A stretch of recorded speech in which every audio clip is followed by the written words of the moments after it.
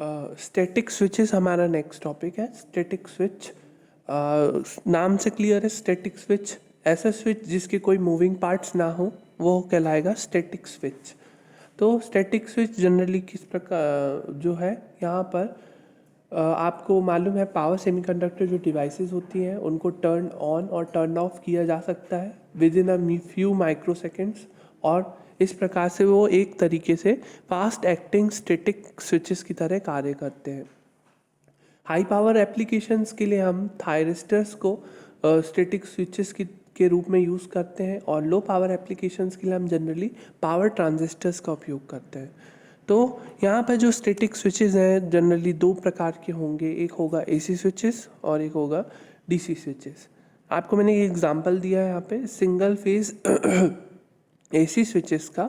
Single phase AC switches में मैंने यहाँ पे दो एंटी पैरेलल थायरिस्टर का या दो एंटी पैरेलल थायरिस्टर की जगह ट्रायक, तो सिंगल फेज एसी स्विचेस के रूप में जनरली ट्रायक का यूज़ किया जाता है। यहाँ पर दो एंटी पैरेलल थायरिस्टर है और ये एक ट्रायक भी है जो होता है वो इक्विवेलेंट होता है टू एंटी पैरेलल थायरिस्टर्स के इक्विवेलेंट होता है। तो यहाँ पर हम सिंगल फेज एसी स्विचेस में हमने ये एग्जांपल दिया है। लोड सपोज हम यहाँ पे ले रहे हैं रेजिस्टिव साइनसॉइडल वोल्टेज है आपके पास, एसी स्विच है तो साइनसॉइडल वोल्टेज की वीएस की वेव फॉर्म इस प्रकार से होगी, और आईजी करंट गेट करंट हमें देना पड़ेगा इनमें। IG1 IG2 जैसे मैंने इसमें दिया है पहले थायरिस्टर के लिए IG1, दूसरे थायरिस्टर के लिए IG2। तो आप जानते हैं इसमें दो नेगेटिव हाफ, एक पॉजिटिव हाफ साइकिल होगी और एक नेगेटिव हाफ साइकिल होगी। पॉजिटिव हाफ साइकिल के दौरान जब पॉजिटिव हाफ साइकिल रहेगी तो थायरिस्टर T1 फॉरवर्ड बायस होगा और उसको हम गेट करंट देकर टर्न ऑन कर सकते हैं, और नेगेटिव हाफ साइकिल में थायरिस्टर T2 फॉरवर्ड बायस रहेगा तो उसको टर्न ऑन करके हम करंट फ्लो करा सकते हैं। तो इस प्रकार से दोनों पॉजिटिव और नेगेटिव हाफ साइकिल में T1 T2 इस प्रकार से कार्य करेंगे। तो जब पॉजिटिव हाफ साइकिल रहेगी तो थायरिस्टर T1 कंडक्ट करेगा और करंट फ्लो होगा, तो V0 इक्वल्स टू क्या होगा VS के बराबर। और जब नेगेटिव हाफ साइकिल आएगी तो T2 कंडक्ट करेगा और V0 किसके बराबर होगा VS के बराबर। तो एग्जैक्टली V0 VS एक प्रकार से चलेंगे। बस जो I0 करंट फ्लो जो होगा सर्किट में उसका एम्पलीट्यूड कम होगा, क्योंकि उसकी जो मैक्सिमम हाइट होगी जैसे वोल्टेज की होगी VM तो करंट की होगी VM/R। तो इस प्रकार से हमें सिंगल फेज एसी स्विच में इस प्रकार से हम दो थायरिस्टर को एंटी पैरेलल में जोड़कर बना सकते हैं, और यहाँ पे हमें source voltage VS, triggering pulse IG T1 और T2 के लिए आवश्यकता होगी, और यहाँ पे लोड वोल्टेज V0 है यहाँ पे, और I0 जो है वो लोड करंट है। I0 की वैल्यू होगी यहाँ पे भी Im sin ओमेगा t, क्योंकि ये भी साइनसॉइडल वेव है, और इसकी RMS वैल्यू जो होगी Im/√2 होगी।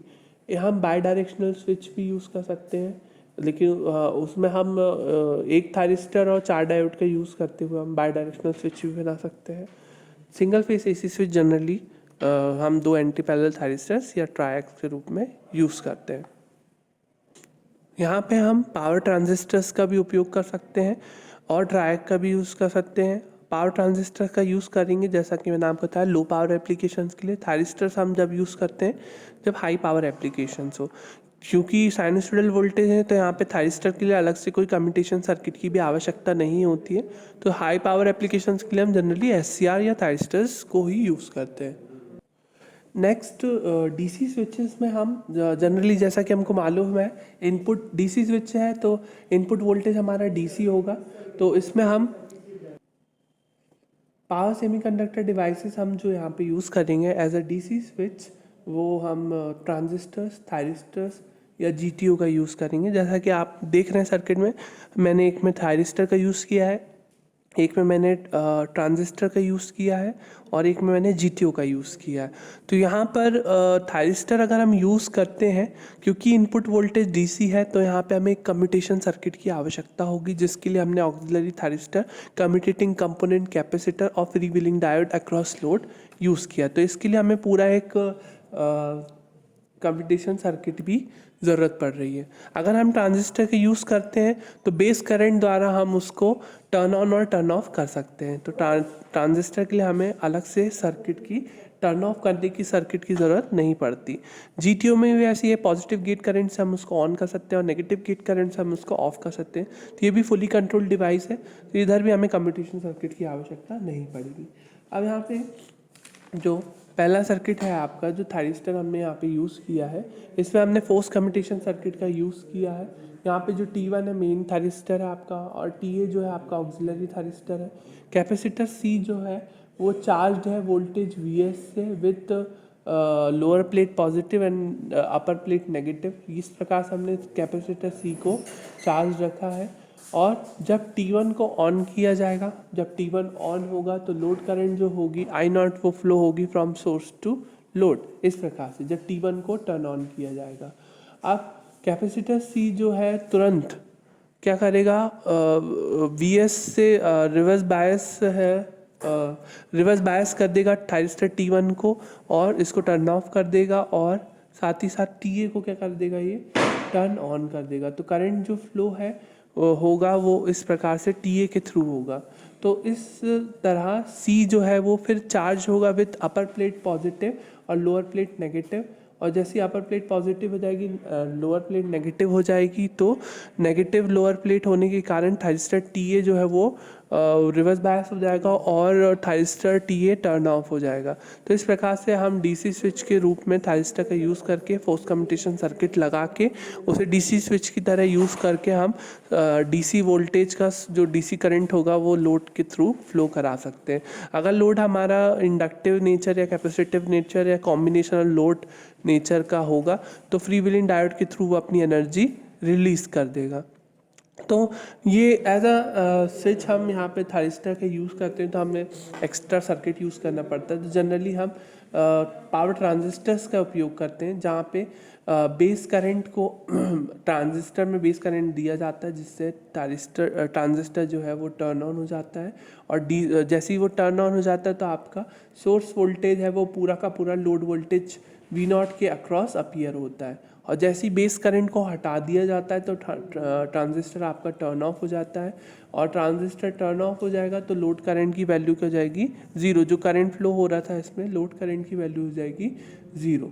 FD जो हम जनरली लगाते हैं वो RL लोड और RLE लोड के लिए जनरली हम यूज़ करते हैं। जनरली RL लोड के लिए ही हम FD का यूज़ करते हैं इन सर्किट्स में, स्विच में। तो फ्री व्हीलिंग डायोड के थ्रू जो इंडक्टेंस है अपनी एनर्जी रिलीज़ कर देता है।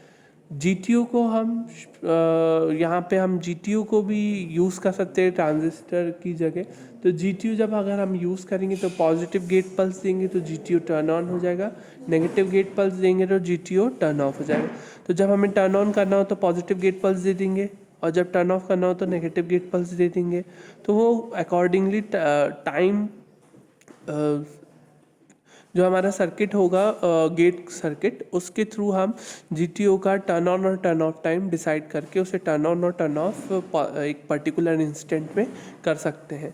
यहाँ पे भी हम डायोड लगा रहे हैं, यहाँ पर जो डायोड यहाँ पे भी हम लगा रहे हैं वो RL लोड के लिए लगा रहे हैं। अगर एक्स्ट्रा एनर्जी होगी तो वो इंडक्टेंस अपनी इसके थ्रू फ्लो कराएगा।